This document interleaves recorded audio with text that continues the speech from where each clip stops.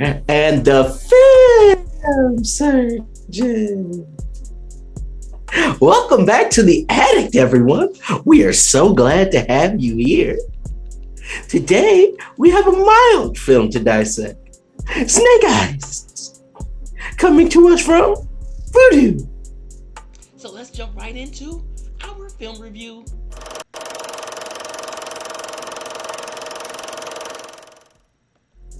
So Snake Eyes. Now this has a lot of fighting and violence. So for me, I would say kids probably shouldn't watch it. There are swords and people, doing stuff with swords, the bad guys, and I don't think kids should watch it. However, I think that for a G.I. Joe film, because I'm just analyzing it from the perspective of G.I. Joe. Now G.I. Joe. Those first two G.I. Joe movies, weren't really the best. This one, if I had to put in a category, which one is the best?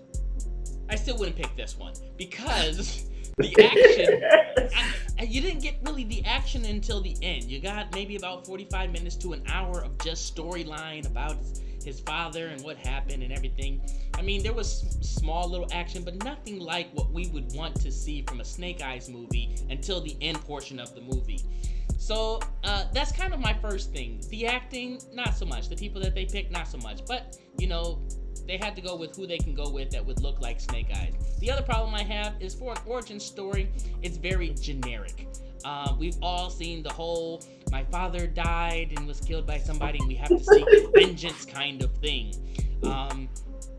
So that wasn't really something that stood out, but we wanted to see Snake Eyes. Not at the end where he puts on the helmet. Yeah, that's great for origin, but let's see him kind of get that early and start kicking butt. Notice, kids, I said butt. So, other than that, it was just an average movie. I can't really put it inside the A category, and I really feel like B means that it was good enough but not great. So for me, I'm gonna put it at a C plus. Yes. So Snake Eyes. Yeah. An origin movie is supposed to make you like the main character and dislike the villain. Here, if you know anything about G.I. Joe, you know who Storm Shadow is. He's a villain. He's Snake Eyes' personal villain, I guess, if you want to call it that. Storm Shadow isn't the villain in this movie, though. But this movie does a great job of making you hate Snake Eyes and actually feel sorry for Storm Shadow. Because, really, Storm Shadow wouldn't even be in the position that he's in if it wasn't for Snake Eyes. So...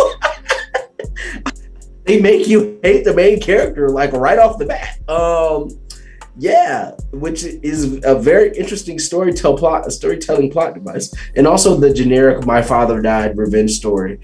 Isn't it even better than the angle they had in the old G.I. Joe movies? The angle they had in the old G.I. Joe movies is Snake Eyes is this kid off the streets. He's an orphan that was taken in by this clan and he was trained, and Storm Shadow was jealous and angry that he came in and, he felt like he was taking his spot. So, that would have probably been better than what we got here. I mean, that's what I could say, man, about the story. The story was just, man. The music really add anything? No. Did it take away from anything? No. It was just there, honestly. Cinematography, there wasn't any super great cinematography. Wasn't anything that stuck in my mind. I'm like, oh my god, that was fantastic. That was a fantastic shot. Acting,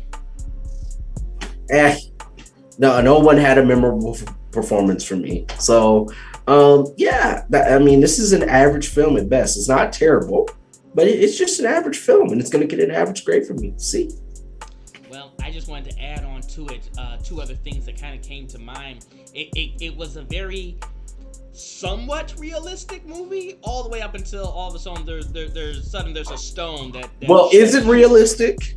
I mean, first of all, we got all these guards with swords, and they trafficking guns. That's pretty much any action movie that has a superhero where they're fighting off a whole bunch of people. No, that's pretty much any action movie where they want to stereotype the fact when I Japanese say realistic, people. when I say realistic, I mean it wasn't fantasy where they have a stone that's shooting out powers and stuff like that.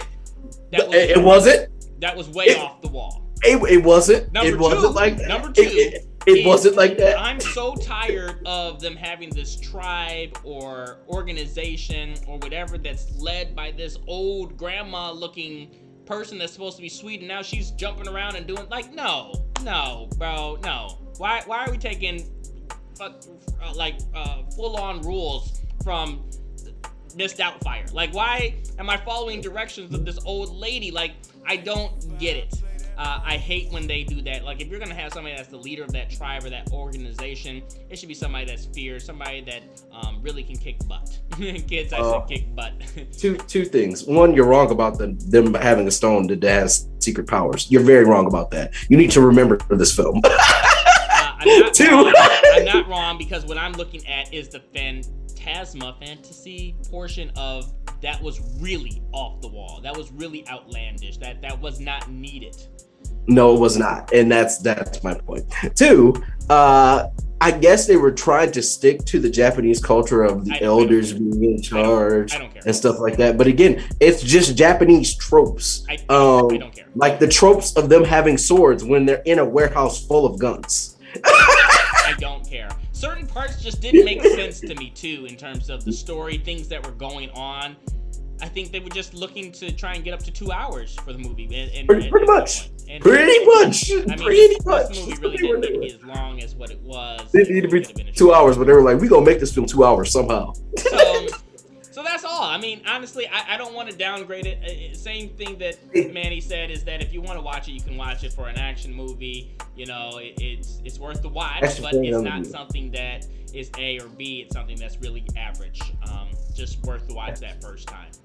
At best. So that's all that we have for you guys today, kids. We want to thank every single subscriber, every single viewer for tuning in and checking us out here on Bowie Films channel.